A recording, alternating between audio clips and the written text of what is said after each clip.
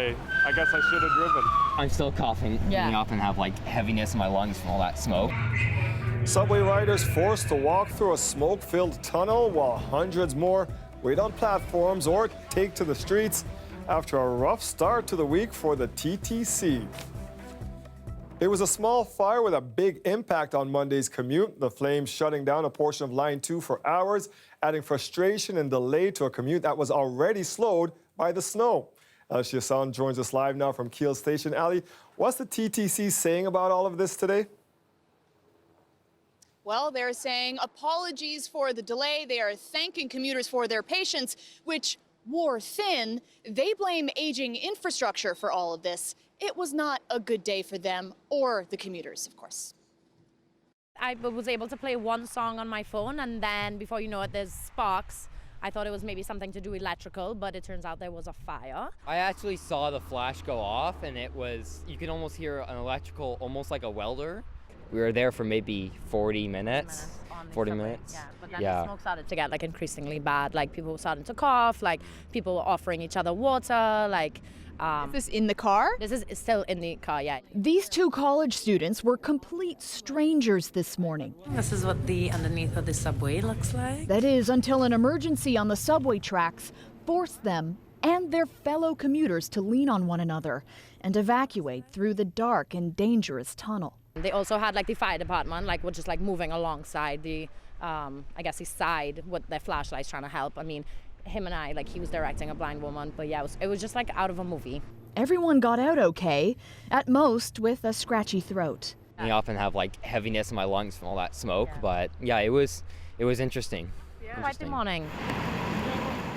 Meanwhile, for the commuters above ground trying to get to work, yeah, not a very happy ending for them. I've been over 2 hours waiting. Over 2 hours, and the shuttle buses have been a disaster. Absolutely terrible. It's cold, and it's just a lot right now. A morning like this morning is frustrating for people. We absolutely get that. It's the worst time of day for these things to happen. The running theory from the TTC is that a piece of wood that's actually part of the aging infrastructure caught fire from a spark along the rail between Dundas West Station and Lansdowne. And now it's sparked calls for a comprehensive review of Line 2 entirely. You know, these sections of Line 2 that are the original are now 50 plus years old. You know, the materials that were used were different. So really what we need to try to do in situations like this is obviously get service back, get people moving as quickly as we can, and learn. When things like this happen, are there ways we can learn from what happened this morning so that it doesn't happen again? So 75% of Line 2 is made up of these wooden cover boards. The patch that caught fire this morning was repaired temporarily, but crews will be back in overnight to do a more fulsome repair and review into the cause. Dwight. Yeah, with the streetcar last week and now this, a rough couple of weeks for our TTC. Thank you, Ali. You got it. The messy weather also caused around 500 crashes in the GTA over the course of 24 hours, including a deadly collision on the 401 near Kingston. The initial collision happened. Now we're looking at, so what's the sequence of events from that? And then where do we go? Are charges applicable? We don't know yet. So that's still under investigation. Police say a 33-year-old man from Nova Scotia died in the pileup. It happened around 2:30 Sunday afternoon in the westbound lanes. As many as 40 vehicles were involved. The local hospital treated more than 24 people. The road reopened early this morning. It was more snow than originally anticipated. Toronto's plows will be out until tomorrow morning to clean up the mix of snow, ice pellets, and freezing rain that came down yesterday. The weather led both boards in Halton and Durham to cancel school buses this morning, but schools remained open. There was also a lot of congestion on the roadways, causing even snowplows to be trapped. The city is reminding people to be cautious when driving near its snow clearing equipment. Please give us the time and space necessary. We are there to help. We will get those roads in good condition, but it is very dangerous if you try and pass a salt truck or a snow plow. So please give yourself extra time, slow down, drive to the conditions of the roadway, and everybody will get home safely. The weather yesterday led to a power outage in the city's West End, and a number of flights were canceled at Pearson. So we spent all of yesterday shoveling. We thought we were through it because the forecast just said we were going to get that. We went to bed, woke up this morning. Where'd all that other snow come from, Nick? Because it was not forecasted, I don't think. It was all on the tail end of that low-pressure system that had moved through. So the first wave of it was the ice, and we saw a lot of freezing rain and ice pellets in the city of Toronto. And then on the backside of it, we had snowfall that kind of lingered. The system was a bit slower to move out, and that's where we got about 10 centimeters of snow. Now, we're still waiting on the official numbers. The record set back in 2007 was 9.2 centimeters. Right now, the observations showing 10 centimeters at Pearson, so we may have broken a record there. We're still waiting on the official results on that. That being said, tonight, things are clearing out. We've got clear skies, temperatures dropping, and it will be another chilly night for us. Sunny start to the day tomorrow, but don't let that word snow scare you. It should be light snow and snow flurries coming up over the next 24 to 48 hours. We'll talk about that in just a bit. Right now, we're sitting at -1 degrees. With the winds, though, it feels like -7. This will all come under clear skies tonight. However, as we look back, that system pushes out, and then we're watching what's called a trough, or a little wave in the atmosphere here. And that's going to bring with it a few light snow flurries starting tomorrow evening. For now, here's a look at your forecast for tonight. -7 degrees, 2 for tomorrow. Wind chills, though, take us to -11 tonight. Full forecast in a bit. We'll take the light snow flurries. That stuff yesterday was heavy. Thank you, Nick. Yeah. We have an update tonight on that alleged professional fraudster we've been telling you about recently. A couple in Northern Ontario believe they may have been targeted by the woman after loans were taken out and a car purchased using their daughter's stolen identity. As John Lancaster reports, the fraud may have stemmed from the recent massive data breach at a Quebec-based bank. Deborah Oguntayinbo is already facing more than 50 fraud and identity theft-related charges, accused of racking up big bills in other people's names.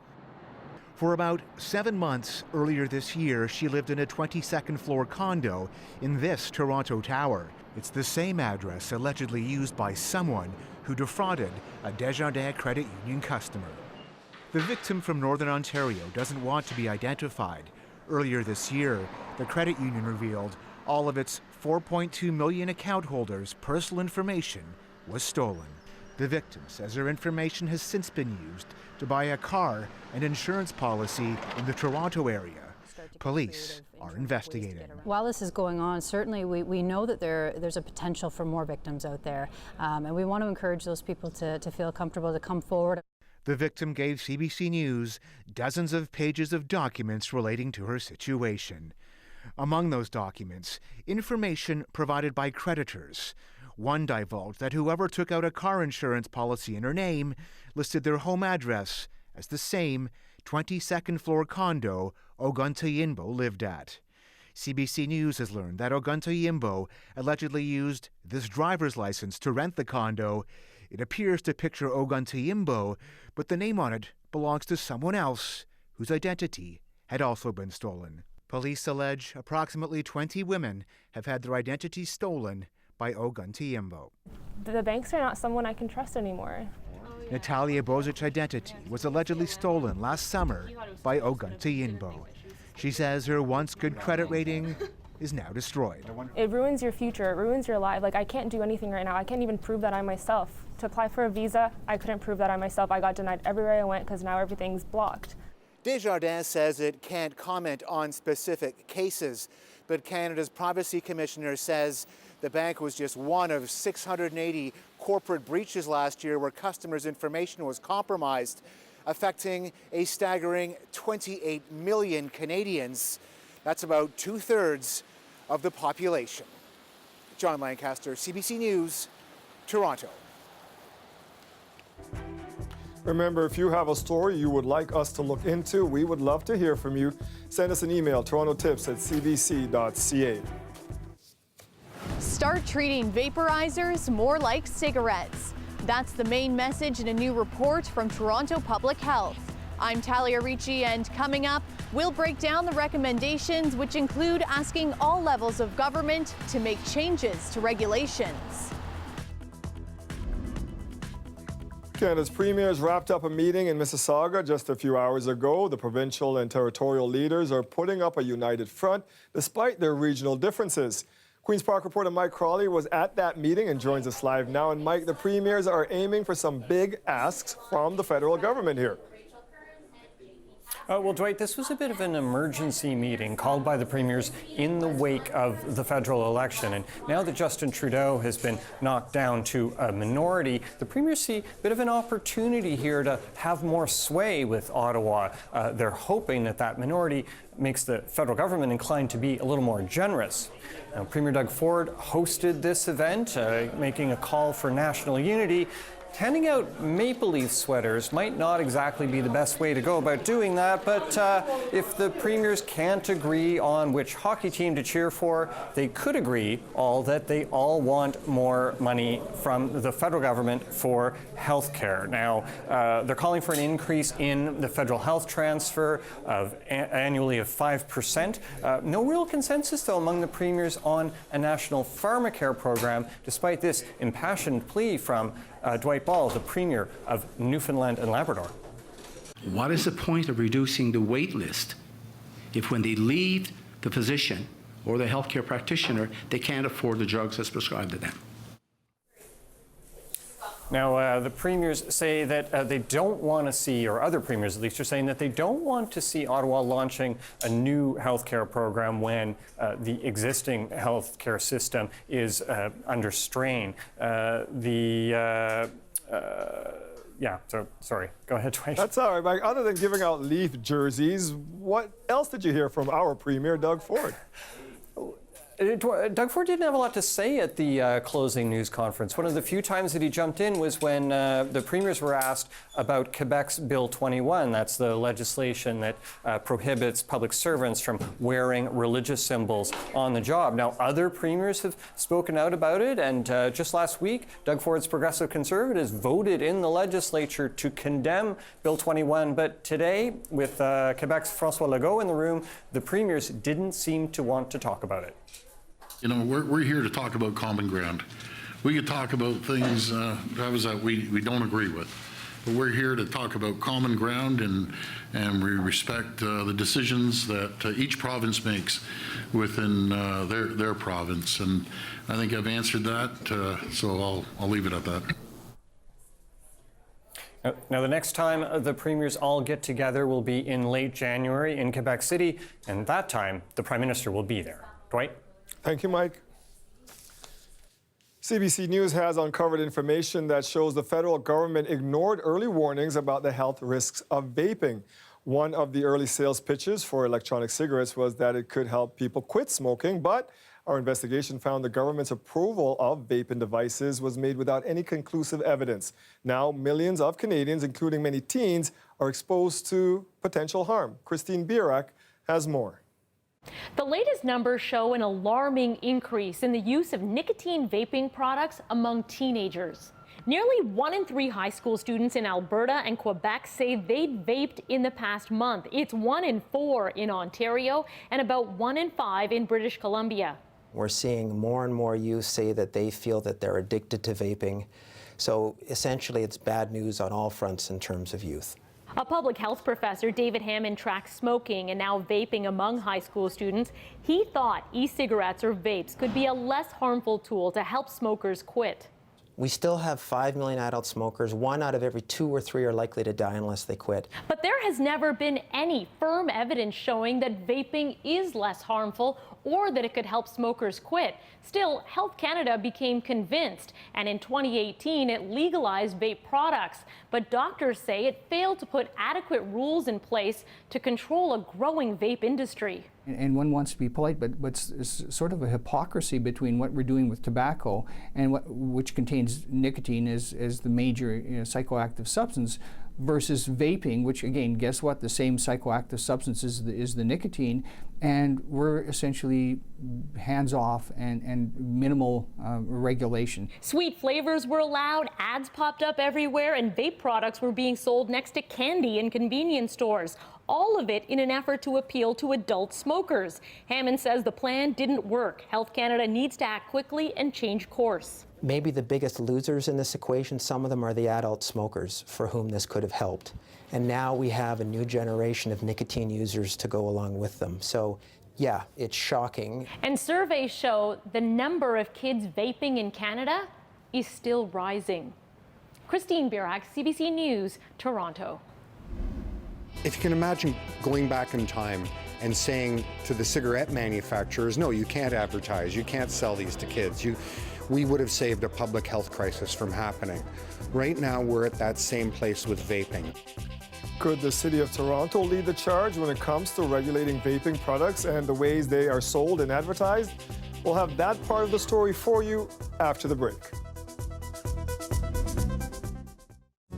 The weather update is brought to you by Train, the most reliable heating and cooling brand. It's hard to stop a train.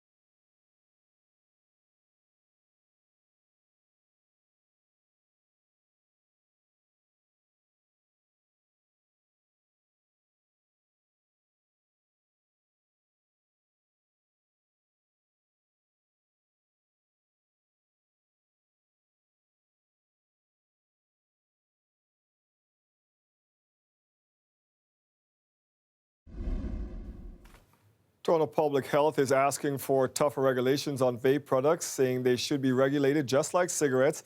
It's the latest group that has called for stricter rules. Talia Ritchie has more. Let's start treating this habit like this one.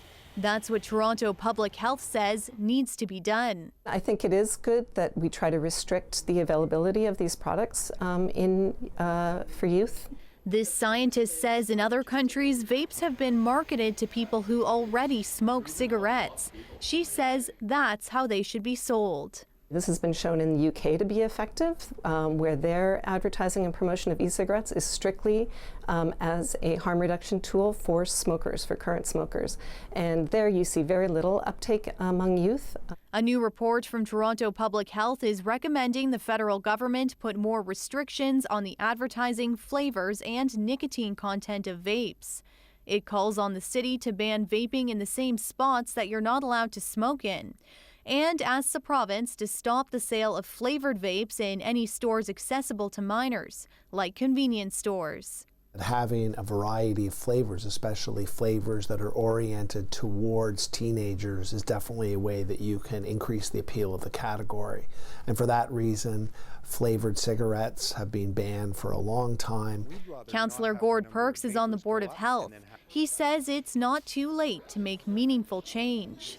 If you can imagine going back in time and saying to the cigarette manufacturers, no, you can't advertise, you can't sell these to kids, we would have saved a public health crisis from happening.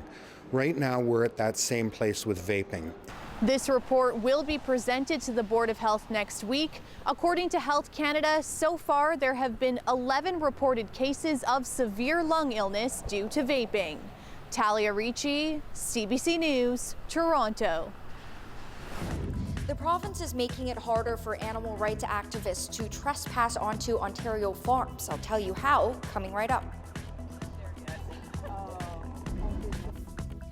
Justin Trudeau is in London this evening, joining leaders from 29 countries gathered to celebrate the 70th anniversary of NATO. But the two-day summit comes with the world's biggest military alliance braces for friendly fire from a key ally. And some of the issues could leave Canada on the defensive. Evan Dyer has the details. Well, this is the 70th anniversary of NATO, but there's not exactly a birthday mood in the run-up to this summit. Instead, we've seen a lot of recriminations, some of them about money. That's a perennial at NATO, with the US pressuring other countries to spend more on defense. But the pressure is a lot more intense in the era of Donald Trump than it has been in the past. The Europeans are pushing back, saying we don't want to talk only about money issues.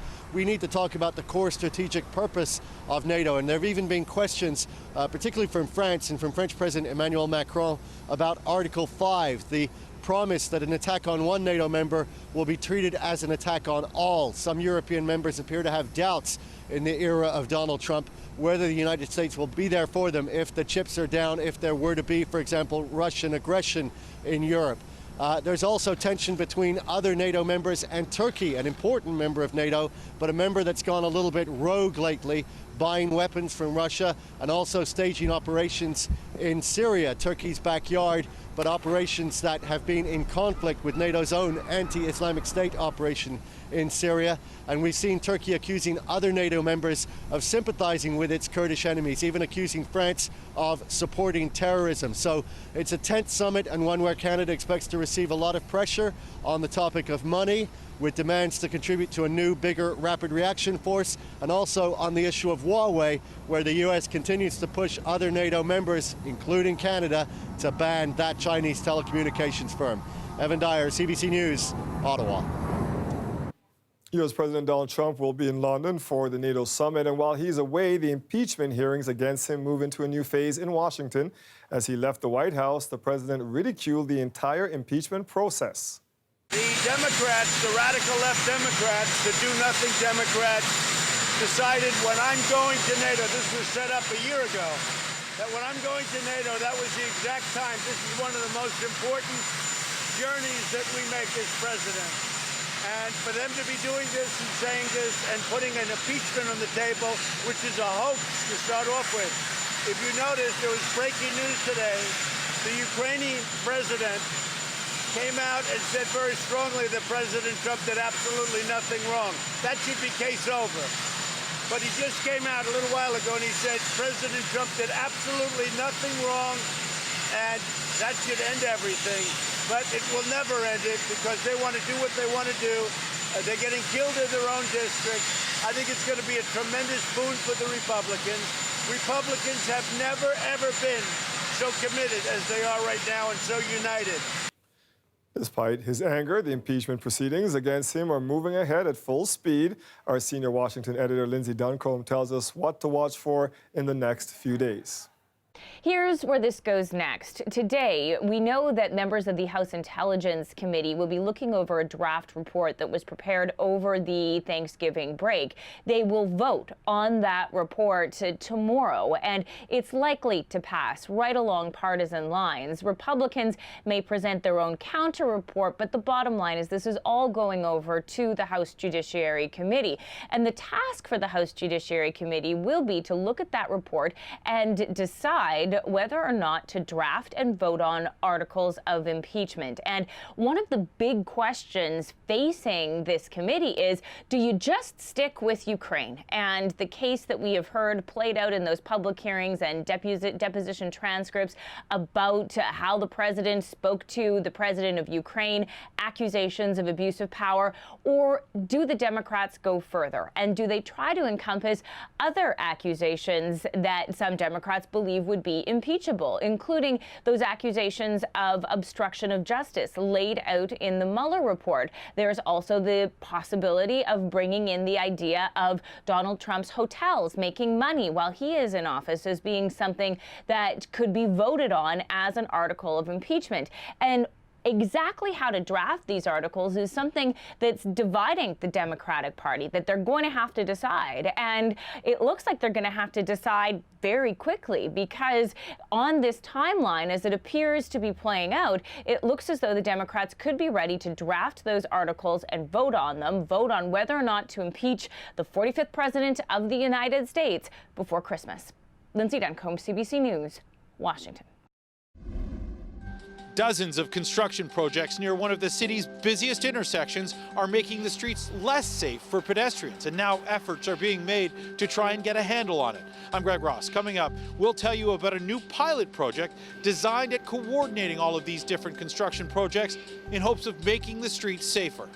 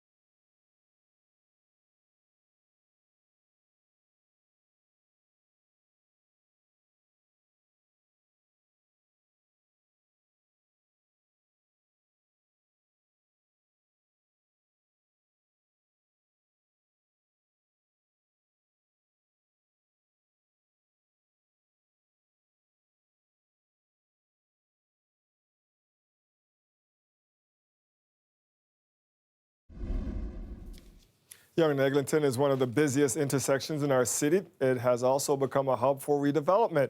There are around 30 condos currently going up in the area, and the brand new LRT. It's forced Toronto to look into new ways to make the area safer for pedestrians. As Greg Ross tells us, the city is hoping a new pilot project will be a step in the right direction. Walking the streets near Yonge and Eglinton has become quite a challenge. It's just madness, 24 hours a day. It's undescribable how bad it is. You have to be very careful. Dozens of construction sites in a concentrated area have created hazardous conditions for pedestrians, according to City Councillor Mike Cole. This is condo center. You know, we've got about 30 condo projects underway or about to be underway. Not to mention the work being done on the new Crosstown LRT. All of these projects are bringing in a high volume of construction vehicles and heavy machinery every day, something the city will now regulate with the new Construction Hub Coordination Pilot. It gives city staff the ability to create schedules for all trucks moving in and out of the area. It's coordinated and it's also put in a calendar, so they don't all do the same thing at once. It's a problem that's been on the city's radar for a while now. They've had numerous complaints from parents with children in schools near construction zones. And in September, a woman was killed after being hit by a cement truck while crossing the street near Yonge and Erskine. That was the straw that broke the camel's back. We said, we got to do something. The pilot project will keep big construction vehicles away from busy intersections by creating staging areas where they can wait until they are needed. And they say they will also do a better job of policing non-construction trucks as well. Look what's happening right here. Yeah, no, that's typical, you see, and we start fining them, we start ticketing them, we get more police enforcement out here. Cole says contractors who fail to comply with the new regulations will also face fines, or worse, they could lose their building permits. But still, many pedestrians we talked to were skeptical. I don't think a pilot project like that would work effectively. If it happens, great. If not, I won't be surprised. I'd have to see it to believe it. The city is also considering construction hubs at other high-growth areas. Greg Ross, CBC News, Toronto. The decision to reinstate Toronto City Councillor Jim Karagiannis is under appeal. Karagiannis returned to the council last week after being briefly removed over election expenses related to an event he hosted last December. Well, tonight, the Toronto voter who alleges Karagiannis broke spending limits during his 2018 campaign is appealing the decision to reinstate the councillor, saying it signals to every local politician that they can overspend with impunity. Karagiannis spent $25,000 more than is allowed on a voter appreciation dinner. He argued the expense was mischaracterized and was a clerical error. The Ontario government is looking to strengthen laws that shield farmers from animal rights activists. The Minister of Agriculture tabled the bill this afternoon, and as Lisa Shing reports, it's upset those who say they are protecting animals from mistreatment. This video of animal rights activists giving water to pigs on their way to a slaughterhouse went viral several years ago and caused controversy. The woman at the center of it was arrested and charged with mischief, but never convicted. It is our responsibility to protect farmers, agri-food businesses, farm animals, and our food supply. Today, Ontario's Agriculture Minister tabled a bill that would make it tougher for activists to do that. If passed, the law would make it illegal for people to interfere in the transportation of livestock. It would see higher fines for people who trespass onto private property and allow the courts to order an offender to pay for any injuries or damages. The bill will also give police more power. Right now, they have up to 6 months to charge someone with trespassing. With this bill, they'll have up to 2 years. This gives them tools to make sure that when they deem it appropriate to lay a charge, that these tools will help them in their job to get convictions. And I think that's really what has been lacking in the past. We've seen our barns broken into, our pigs stolen. While we understand and support peaceful protest, we also worry about our families and our livestock. Hardeman says these measures also ensure the food supply isn't contaminated, but this activist sees it differently. The government is couching this bill in language of biosecurity and trespass, but it's about one thing and one thing only, and that is trying to conceal animal cruelty. There were protests at the Alberta legislature this fall. The government there recently passed similar legislation after several people broke into a turkey farm. Lisa Shing, CBC News, Toronto. An emergency warning has been issued along the coast of Australia. Crews are again struggling to fight wildfires as winds fan flames into residential areas.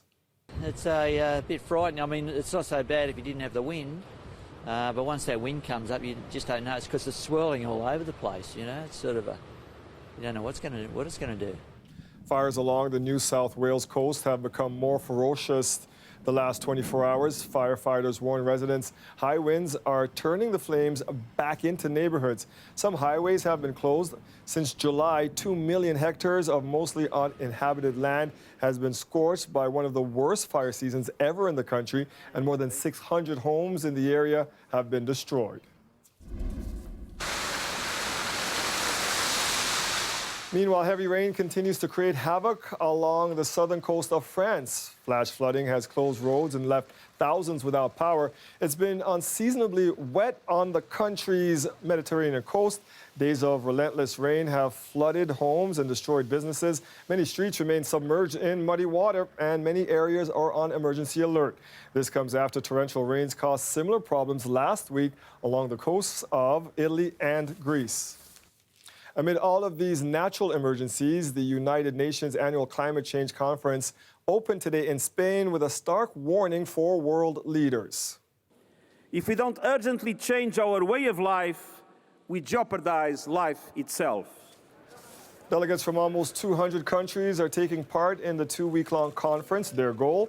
To step up efforts to stop global warming by speeding up cuts to carbon emissions and firming up rules on carbon trading. The UN Secretary General said new data shows greenhouse gases have hit a record high, and he fears the world is at risk of sleepwalking past a point of no return. As concerns about air pollution rise around the world, a citizens group in India has come up with a somewhat novel solution. They've opened up an oxygen park in one of the country's busiest cities. To make our health better and to live a healthy life, we need to make such oxygen parks in each and every city. Locals call it an oasis of fresh air. The park is full of plants that are considered high oxygen producing or good at absorbing carbon monoxide. The move comes as the country grapples with sobering statistics that show 1 million people die each year from pollution. India has some of the world's most polluted cities, and many are now working on solutions similar to this innovative park.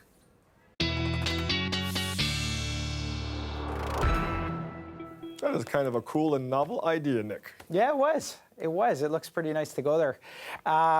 Boy, it wasn't nice to go outside, was it, today?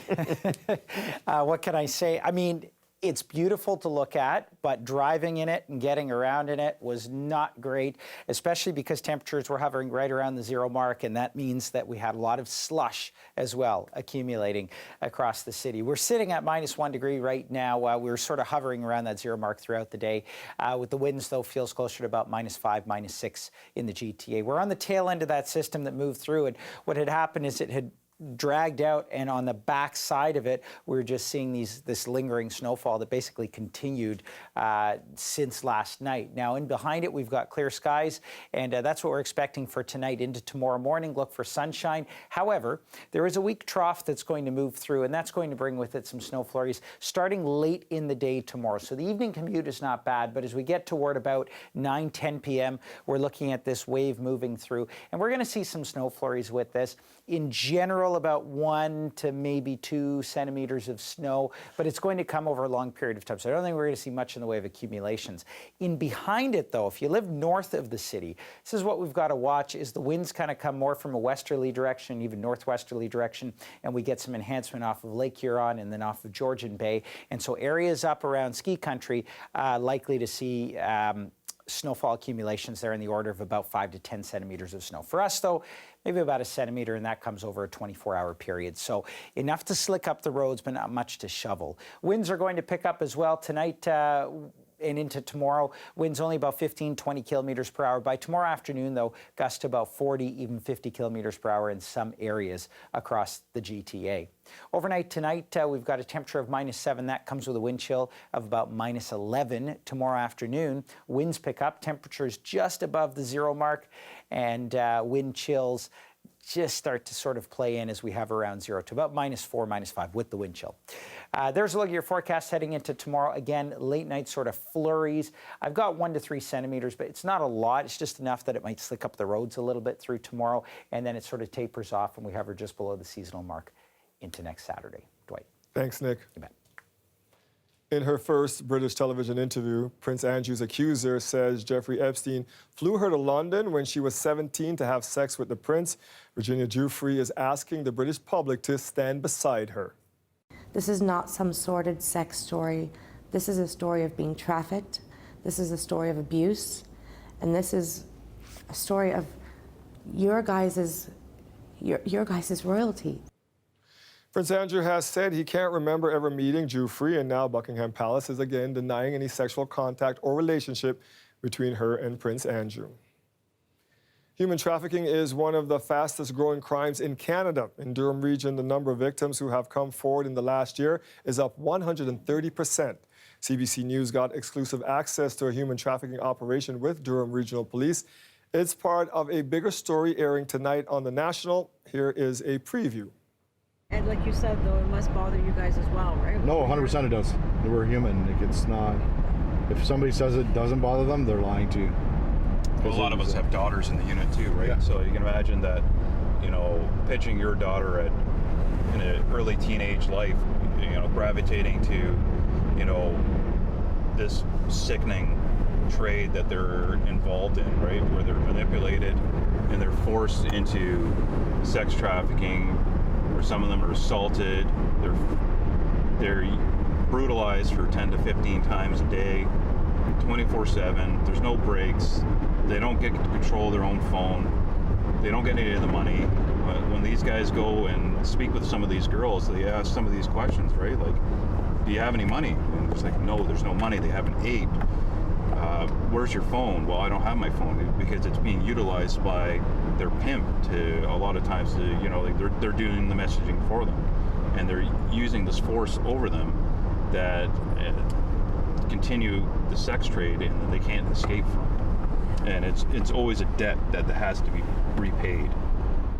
The night ended with a female pimp under arrest. You can see Joanna Remiliotis' full story tonight on The National, 9 o'clock on CBC News Network, 10 on CBC Television, and of course streaming on CBC Gem. I love it. Totally love it. And I love the lighting effects. I think it's grotesque. It is aesthetically beautiful. Could 5 million be put into our infrastructure to support our most needed demographic? Absolutely. After the break, it's the new art fixture in Vancouver that's shining an unintended light on the city's problem with housing affordability. We'll explain next.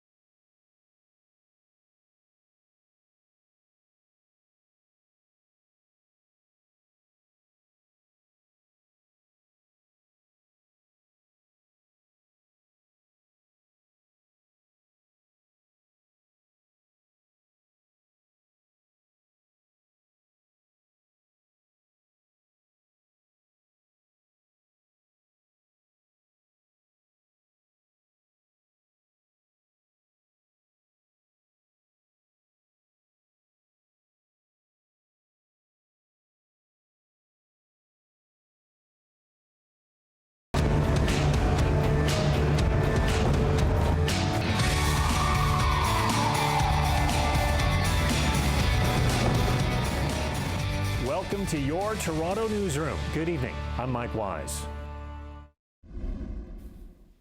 A Canadian architect is leading a high-profile renovation of one of North America's most iconic music halls, the home of the New York Philharmonic. As a student of architecture, it's something you learn about in school. So, you can imagine coming to this building, you come at it with quite a bit of respect. The Lincoln Center in New York City will remain the same on the outside, but inside Jeffen Hall will be completely gutted. Acoustics in the rectangular setting have long been a problem. The new design will have more curvature, more natural wood, and reduce audience capacity, all to help with sound quality. The stage will come forward with movable seating added behind it. The $550 million reno is scheduled to be completed by March of 2024. It may be the most divisive public art in the country. A Vancouver developer has placed a $5 million chandelier beneath a downtown bridge. And as we hear from Tina Lovegreen, many are calling it an opulent and unwelcome reminder of the gap between the city's rich and poor. It draws you in as it lavishly spins out of control. Suspended from the underbelly of the Granville Street Bridge, the twisting cables twirl down a chandelier that weighs nearly the same as 2 cars. I love it. Totally love it. And I love the lighting effects. They had sort of purple and everything the other night. Stopping pedestrians dead in their tracks and sparking conversation is Vancouver's latest and most expensive public art installation. The price tag? $4.8 million. It is aesthetically beautiful. Could $5 million be put into our infrastructure to support our most needed demographic? Absolutely. In a city grappling with a housing crisis, the piece is polarizing. Some call it tone deaf to have a symbol of wealth hang where homeless people once found refuge. I think it's grotesque. I don't like using public money to display a symbol of wealth and luxury. The piece was fully paid for by the developer Westbank, but the city requires developers to contribute to public art. This one is just steps away from the Vancouver House, built by Westbank, which is one of the most luxurious condos in the city. Pre-sales 5 years ago sold for over $1,000 a square foot. There's always going to be some debate, definitely. I mean, public art draws attention, it draws focus, it causes strong emotions, it causes strong critiques. The city knew the chandelier would be controversial, but says money for public art is separate from other requirements the developer has, like rental housing and green space. You can always argue that there's a higher priority, particularly for an open-ended expenditure like affordable housing, in which case you end up being a city without art. And some say the public art piece has done exactly what it's intended to do, spark debate. Tina Lovegreen, CBC News, Vancouver.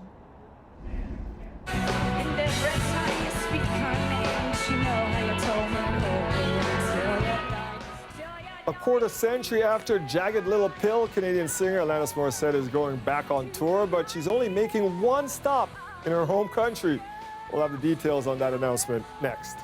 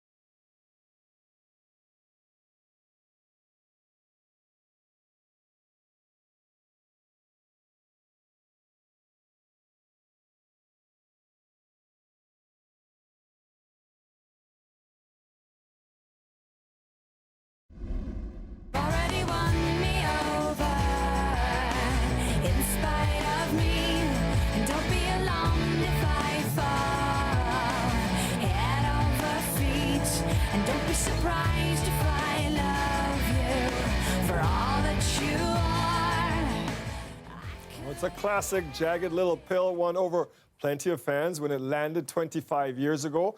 Now, Alanis Morissette plans to tour to mark that anniversary. Yelena Adzik joins us with more on that tour. I've got my grumpy face on. Why? Because 25 years have gone by? I'm like, that too. I can't believe it. But she's one of us, and I'm looking at your tour dates there, and we're not impressed, Alanis. Oh, he's talking about the fact that she's only going to touch down in Toronto as far as Canadian dates. Yeah, okay, that is the sort of curious part, but let's just give it a chance. Maybe it'll get, other cities will get added after. In the meantime, I will tell you a little bit about the fact that she's going to be kicking this off June 2nd in Portland and going to a whole bunch of places. There's one in Alpharetta, Georgia. Where is that? I don't know, but she's playing it.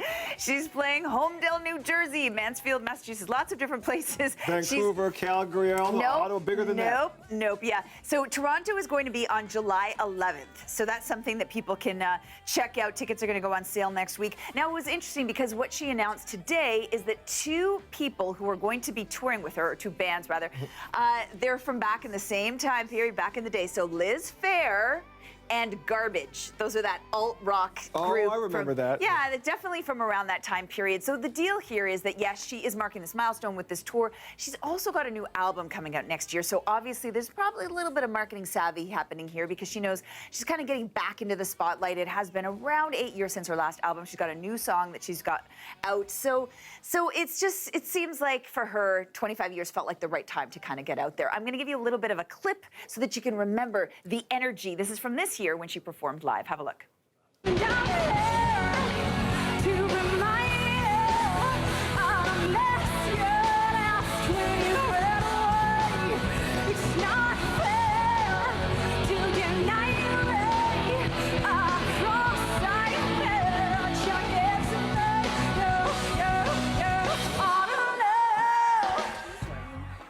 Yeah, we'd love to see that all across the country. We want that angst across the country. All right, so this is not the only way for fans to get their Alanis fix now, is it? Okay, so this is interesting too because there's a Broadway show and it's in early previews. It actually kicks off Thursday of this week. And here you get a look at something she Instagrammed. This is various castmates.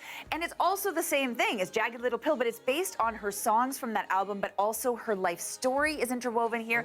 So you find out about her love life, but it's all through other actors and singers. So it's kind of interesting. So have a listen to them singing her classic song.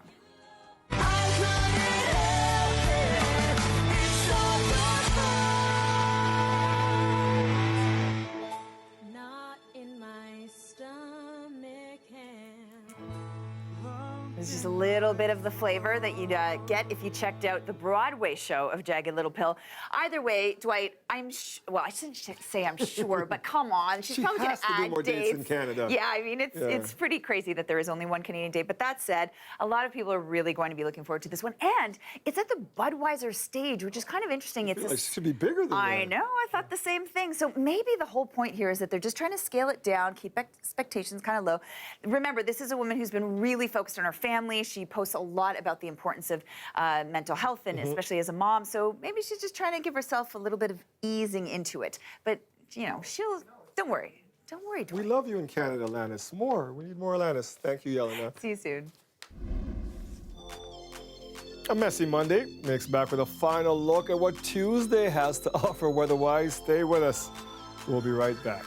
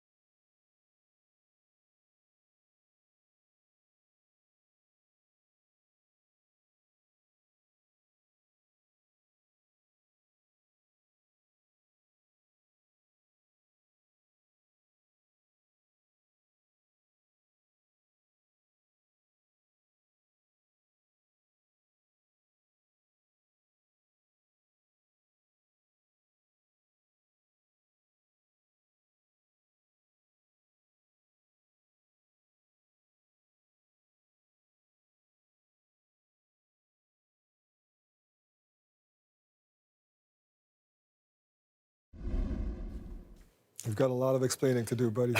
Anyway, you were bang on. You called it. We just didn't like all this extra stuff that came, as you said, on the backside. Yeah, on the backside of the storm system. Yeah, it's, you know, sometimes, and you hear about nor'easters out on the East Coast, right? Where they tend to get the most snow is on the backside of the storm, right? It kind of wraps around, and that's actually what ended up happening. The thing just kind of stuck around and lingered through the day today. We got 10 centimeters. Still waiting on the official number for this. The old record for today was 9.2 centimeters, so we might have broken it. Might have close, yeah. Anyway, record or not, I've been hearing about it from Dwight all day. He had to go out and shovel twice. Sorry. And clean your wife's car off, too. Yes, Anyway, I think we all did that, yeah. It's getting a little better, though, okay? Tonight is going to be a cold night, although it's clearing out. Temperatures down to -7 with the wind chill. -11, though, so it's going to be a chilly night. Tomorrow, about 2 degrees.